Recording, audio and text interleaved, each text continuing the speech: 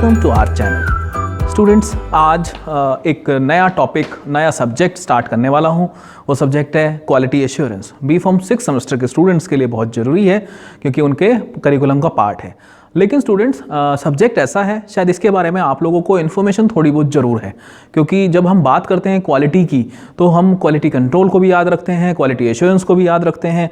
तो उसी से रिलेटेड ही आज कुछ इन्फॉर्मेशन आपको देने वाला हूँ। एक बेसिक गाइडलाइंस आपको दूंगा कि WHO क्वालिटी एश्योरेंस के बारे में क्या बोलता है, क्या ऑब्जेक्टिव्स हैं और कौन कौन सी रेगुलेटरी एजेंसीज हैं जिसके थ्रू हमारे ड्रग को अप्रूवल मिलता है।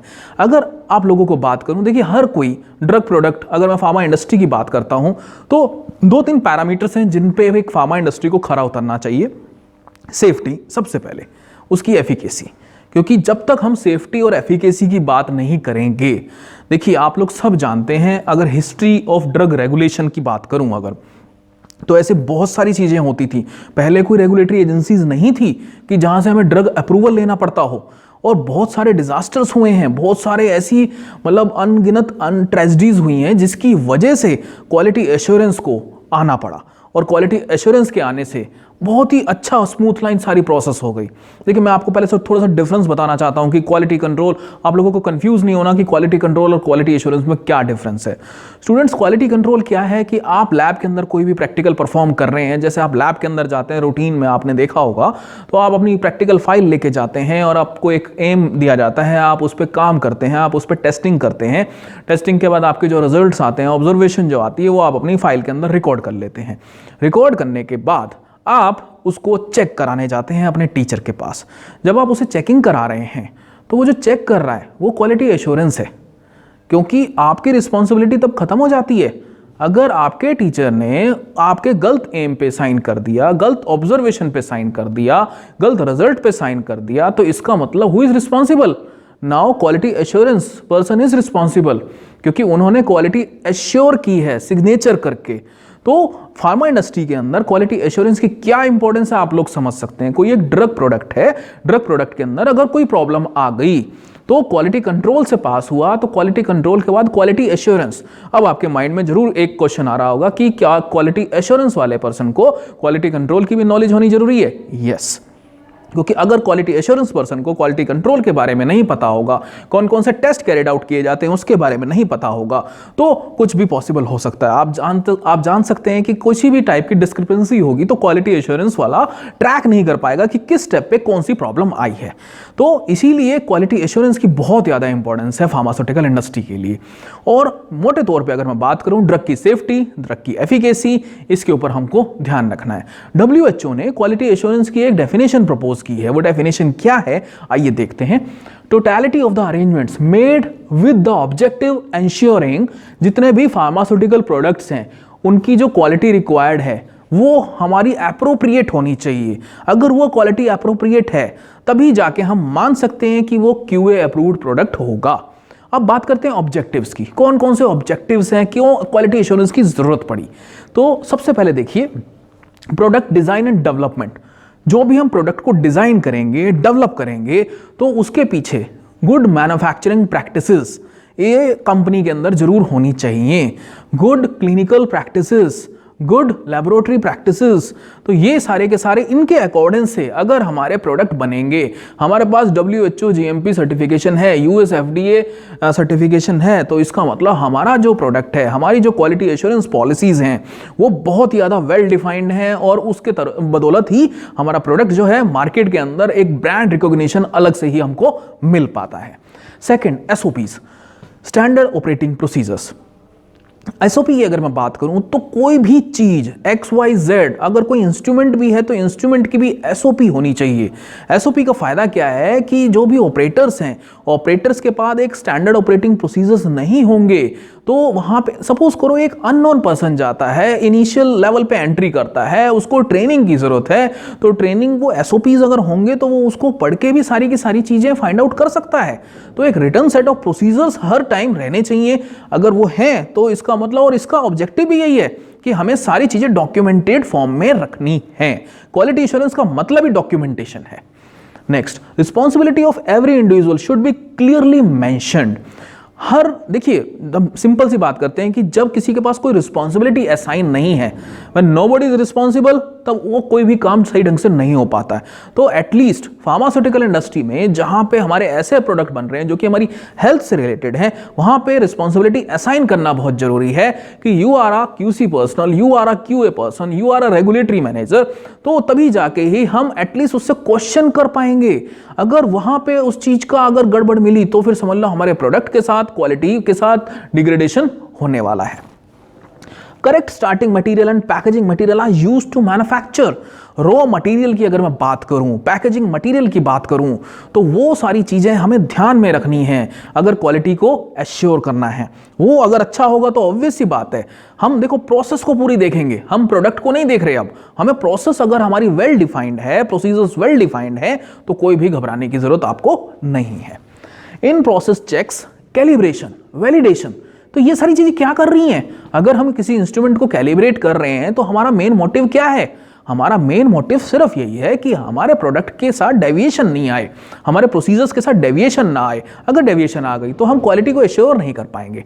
आई होप आप लोगों को समझ में आ रहा होगा कि आप लोगों को टीचर्स जब क्लास के अंदर बोलते हैं कि पीएच मीटर कैलिब्रेट करिए, या फिर आप पिपेट जो ले रहे हैं, पिपेट को सबसे पहले कैलिब्रेट करिए, तो कैलिब्रेशन के प्रोसीजर्स आपको बताए जाते हैं। उसको प्रोसीजर्स बताने का सिर्फ लॉजिक सिर्फ यही है कि आप क्यूए की बेसिक ट्रेनिंग अपनी लैब से ही लेना स्टार्ट कर दें, क्यूसी की बेसिक ट्रेनिंग अपनी लैब से ही लेना स्टार्ट करें, तभी तो जाके फार्मास्यूटिकल इंडस्ट्री में आप अच्छा काम कर पाएंगे। क्योंकि अगर आपके बेसिक्स ही क्लियर नहीं होंगे, आपको पता नहीं है कि वेइंग कैसे करनी है। बहुत सारे लोग वेइंग करते हैं और देखते हैं कि बीच में आपने देखा होगा उसके सेंटर पॉइंट में उसको कैलिब्रेट करने के लिए वहां पर एक बबल होता है, और बहुत सारे लोग उस पर नीचे जो अनइवन अगर सरफेस पर रखा होता है तो वो बबल शफल हो जाता है। तो बहुत सारे लोग जो समझदार होते हैं उन्हें तुरंत पता होता है कि ये अनइवन पोजीशन है, जिसकी वजह से यहाँ पे बैलेंस इम्बैलेंस हो रहा है। या फिर कैलिब्रेशन की बात करूँ, पीएच मीटर को कैलिब्रेट करने के लिए आप सब लोगों को पता है बफर टैबलेट चाहिए, pH 4, pH 7, pH 9.2 की। उसका एक डेफिनेट प्रोसीजर है आईपी के अकॉर्डिंग, वो फॉलो करना बहुत जरूरी होता है। वैसे बहुत सारी चीजें हैं जो कि आपको ध्यान में रखनी है। ये है सब किस लिए? क्वालिटी को एश्योर करने के लिए। Finish products are appropriately checked in accordance with the all the defined procedures. जो जीएमपी है उसके अकॉर्डिंग हमें देखना है कि देखो स्टार्टिंग मटेरियल की बात की, जब स्टार्टिंग हो गया अच्छा हुआ तो फिनिश प्रोडक्ट के अंदर भी तो सही आएगा। उसके लिए कुछ हमारे पास क्वालिटी कंट्रोल टेस्ट भी हैं, वो क्वालिटी कंट्रोल टेस्ट परफॉर्म करके देखेंगे। लेट्स से हमारे पास टैबलेट का एग्जांपल लेता हूं, तो टैबलेट के अंदर हम वेट वेरिएशन टेस्ट करेंगे, कंटेंट यूनिफॉर्मिटी टेस्ट करके देखेंगे, डिसइंटीग्रेशन टेस्ट करके देखेंगे, डिसोल्यूशन टेस्ट करके देखेंगे। इसके अलावा अनऑफिशियल टेस्ट भी हैं, फ्राइबिलिटी टेस्ट भी करके देख सकते हैं। तो ऐसे बहुत सारे टेस्ट हैं जो कि इंश्योर करते हैं कि हमारा प्रोडक्ट सही बना है या फिर नहीं बना, और क्वालिटी एश्योरेंस इन सारी चीजों पे ध्यान रखता है। Procedure exist for regular self inspection. देखिए रूटीन में क्या होता है, जब आप देखते हैं कि आप एक लैब के अंदर काम कर रहे हैं तो सेल्फ इंस्पेक्शन होना बहुत जरूरी है। सेल्फ अप्रेजल सुनता है, समझ में आता है आप लोगों को? सेल्फ अप्रेजल मतलब आपने क्या क्या काम किया, आपको अपने काम की तारीफ करनी है। और सेल्फ इंस्पेक्शन क्या है कि आपने जो से काम आप कर रहे हैं वो सही प्रोसीजर से कर रहे हैं कि नहीं कर रहे। मतलब आपने कोई सपोज करो बफर ही बनाया है, तो बफर बनाने के लिए आपने आईपी को फॉलो किया है कि नहीं किया। आईपी के अंदर एक डिफाइंड प्रोसीजर है, उसको फॉलो करना है। फॉलो करने के बाद ही आप आइडेंटिफाई कर पाएंगे कि मैंने ये जो बनाया है ये सही स्टेट जो रेफरेंस लिया है ये बिल्कुल सही लिया है। तो सोर्स का अच्छा होना बहुत जरूरी है। अगर आपके पास सोर्स ऑथेंटिक नहीं है तो आपके ड्रग के अंदर कुछ ना कुछ प्रॉब्लम्स आ सकती हैं। तो यही बता रहा है procedure exist for regular self inspection और quality audits to access the quality assurance system. Quality audits क्या होते हैं? ऑडिट्स मतलब इंस्पेक्शन। तो अगर आपने कोई चीज बना रखी है तो अधिकतर आपने देखा होगा कि आपके टीचर्स, सपोज करो आप लैब के अंदर प्रैक्टिकल कर रहे हैं, आपके लैब के प्रैक्टिकल्स आपके टीचर तो देखता है, लेकिन आपने देखा ना उसका वाइवा भी होता है। तो वाइवा वाले कौन है? जो टीचर्स आते हैं वो ऑडिटर हैं। वो आपके यहाँ पे आएंगे कि आपके यहाँ प्रैक्टिकल सही हो रहे हैं कि नहीं हो रहे। नहीं तो आप लोगों ने देखा होगा आपके जनरली जो प्रिंसिपल्स हैं या फिर डीन एकेडमिक्स हैं या फिर और जो डिफरेंट हायर अथॉरिटीज पे लोग हैं, वो जनरली एक रूटीन में आते हैं और वो फीडबैक जो लेते हैं। आप लोगों ने फीडबैक तो दिया है, फीडबैक क्या है? ऑडिट ही तो है। चेक कर रहे हैं कि आप लोग अच्छे तरीके से उसको पढ़ पा रहे हैं, नहीं पढ़ पा रहे। कोई आपके सजेशंस होते हैं, वो सजेशंस भी उसके अंदर इनकॉर्पोरेट किए जाते हैं। स्टूडेंट्स ये सारी चीजें मैं आप लोगों की डेली लाइफ से रिलेटेड बता रहा हूं ताकि इस सब्जेक्ट को समझने में आपको आसानी हो, क्योंकि ये एक ऐसा सब्जेक्ट है जो हिस्ट्री है पूरी। अगर मैं बात करूं तो इसको समझने के लिए आपको थोड़ा सा ऐसी चीजों में जाना पड़ेगा, ऐसे ध्यान लगाना पड़ेगा जैसे कि मैं क्लास के अंदर ही बैठा हूं और मेरे साथ जो सब कुछ हो रहा है वही सारी चीजें मैं आपको बताने की कोशिश कर रहा हूं। आइए अब नेक्स्ट पॉइंट देखते हैं। Production batch is certified. जो हम प्रोडक्शन का बैच ले रहे हैं वो सर्टिफाइड होना चाहिए ऑथराइज्ड पर्सन से। हमने प्रोडक्शन मैनेजर अगर अपॉइंट कर रखा है तो उसकी रिस्पॉन्सिबिलिटी है वहां प्रोडक्शन के पूरे बैच को देखने की before it is release for the sale and supply. देखिए क्वालिटी एश्योरेंस का काम अलग है, क्वालिटी कंट्रोल डिपार्टमेंट का काम अलग है। ये रिस्पॉन्सिबिलिटीज दे कौन रहा है इसको? प्रोडक्शन मैनेजर को। ये रिस्पॉन्सिबिलिटी दे रहा है क्यूए पर्सन, ताकि हम मिनिमम एरर के साथ, बिल्कुल जीरो एरर के साथ, मैं मिनिमम भी नहीं बोलूंगा, जीरो एरर के साथ हम मार्केट के अंदर अपना प्रोडक्ट को लॉन्च कर सकें।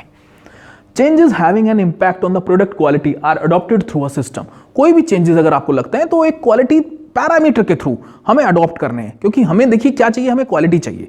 और अगर हमें लग रहा है कि हमारे किसी प्रोडक्ट के अंदर क्वालिटी ठीक नहीं आ रही है तो उसको भी हमें अडॉप्ट करना पड़ेगा। Deviation of any nature. देखिए मैंने आपको बताई थी कि अगर किसी भी चीज में डेविएशन आ रही है तो डेविएशन अगर आ रही है तो उसको सही करना बहुत जरूरी है। सही कैसे करेंगे? उसके लिए हमें क्या करना पड़ेगा? सबसे पहले तो रिपोर्ट करना पड़ेगा, हमें बताना पड़ेगा अपने सीनियर्स को। हमें ऐसा काम बिल्कुल नहीं करना। अगर हम सपोज करो क्यूए के पर्सन है, क्यूए एग्जीक्यूटिव है, अगर हमें लग रहा है कि किसी प्रोसीजर के अंदर कोई डिफिकल्टी आ रही है या फिर हम अच्छे से परफॉर्म नहीं कर पा रहे हैं, तो आपको अपने सीनियर्स को रिपोर्ट जरूर करना है। क्योंकि जब तक आप रिपोर्ट नहीं करेंगे तब तक आपका क्यूए मैनेजर उसको आइडेंटिफाई नहीं कर पाएगा कि प्रॉब्लम का रूट कॉज क्या है। क्योंकि क्यूए पर्सन को रूट कॉज पता होना चाहिए। जब हमें रूट कॉज पता होगा तभी तो जाके उस जड़ पे उसको हम सही कर सकते हैं। और जब वो ही नहीं पता लग पाएगा कि रॉ मटेरियल से प्रॉब्लम आई थी या फिर बीच में कोई प्रोसेस के साथ प्रॉब्लम आई या फिर इक्विपमेंट के साथ प्रॉब्लम आई, तो ये सारी चीजें देखनी बहुत जरूरी होती हैं। और इन्वेस्टिगेट करेंगे और फिर सारी की सारी चीजें रिकॉर्ड कर लेंगे। स्टूडेंट्स क्वालिटी एश्योरेंस के अंदर मैंने 2-3 चीजें आपको बताई भारी खबर कम। एक तो जीएमपी गुड मैन्युफैक्चरिंग प्रैक्टिसेस, एक GLP good laboratory practices, GCP good clinical practices. इसके अलावा कुछ हमें सर्टिफिकेशन भी लेने पड़ते हैं। हम सर्टिफिकेशन लेते हैं जैसे कि NABL का, लैब की अगर है, लैब की टेस्टिंग के लिए है तो हम NABL का अप्रूवल लेते हैं। इसके अलावा ISO का सर्टिफिकेशन लेते हैं। इसके अलावा एक और गाइडलाइंस है जो कि हमें फॉलो करनी पड़ती हैं, वो है ICH guidelines, international conference on harmonisation. लेकिन स्टूडेंट्स अभी ड्रग बन रही है, ड्रग बनने जब बन जाती है तो हमें अप्रूवल लेना पड़ता है ड्रग का। IND आपने सुना होगा, इन्वेस्टिगेशनल न्यू ड्रग। NDA के बारे में सुना होगा, न्यू ड्रग अप्रूवल। ये सारे जितने भी भारी भरकम वर्ड्स हैं ये एक एक करके मैं अलग अलग सेशंस में आपको एक्सप्लेन करूंगा। NDA के बारे में आपने सुना होगा, लेकिन कुछ एजेंसीज हैं, रेगुलेटरी एजेंसीज हैं जहां ड्रग अप्रूवल के लिए जाती है। जैसे मैं इंडिया में हूं तो मैं central drug standard control organization CDSCO, जो कि हमारे दिल्ली में ऑफिस है, वहां से ही अप्रूवल मिलता है। Central drug standard control organization, ये हमारी इंडिया की रेगुलेटरी बॉडीज हैं।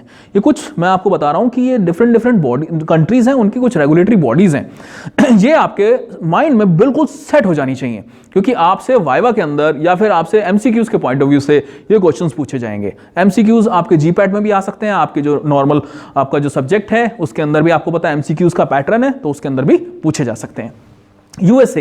यूएसए की है food and drug administration, generally US FDA लिखा रहता है, तो United state food and drug administration. इसके अलावा Japan, ministry of health labour and welfare. कौन सी है? Ministry of health labour and welfare. फिर आते हैं ऑस्ट्रेलिया पे, therapeutic goods administration, therapeutic good administration. फिर है चाइना और यूएस में क्या आता है? US FDA, united state food and drug administration. China में state food and drug administration, China state food and drug administration. Next is south Africa, medicine control council, MCC, medicine control council. तो students इसमें क्या कर सकते हैं? इसमें short form भी दे सकती है। MCC पूछ लिया, what is the full form of MCC? तो मेडिसिन कंट्रोल काउंसिल। आपसे पूछ लिया US FDA, तो United state food and drug administration. CDSCO, तो आपको ऐसी शॉर्ट फॉर्म्स याद करनी पड़ेंगी। जैसे ऑस्ट्रेलिया का है TGA, therapeutic goods administration, TGA आ गया। कंफ्यूज नहीं होना, क्योंकि जब तक आपको ये पता होंगी, ये सारी की सारी मैं आपको एक एक करके टिप्स पे ये सारी की सारी चीजें याद कराने वाला हूं। तो स्टूडेंट्स इस लेक्चर के लिए सिर्फ इतना ही। आई होप आपको जो इसका इंट्रोडक्शन है वो समझ में आ चुका होगा। इन केस फिर भी अगर कोई डाउट रह जाता है तो मैं आपके इन फ्यूचर में जो भी लेक्चर्स होंगे उसमें आपकी हेल्प करूंगा, आपको पूरे लेक्चर्स प्रोवाइड करूंगा। और इससे रिलेटेड अगर कोई डाउट है तो आप हमारे यूट्यूब चैनल पर जाके नीचे कमेंट में कमेंट लिख सकते हैं, मैं आपको वहां से भी रिजॉल्व करने की कोशिश करूंगा। Thank you so much students.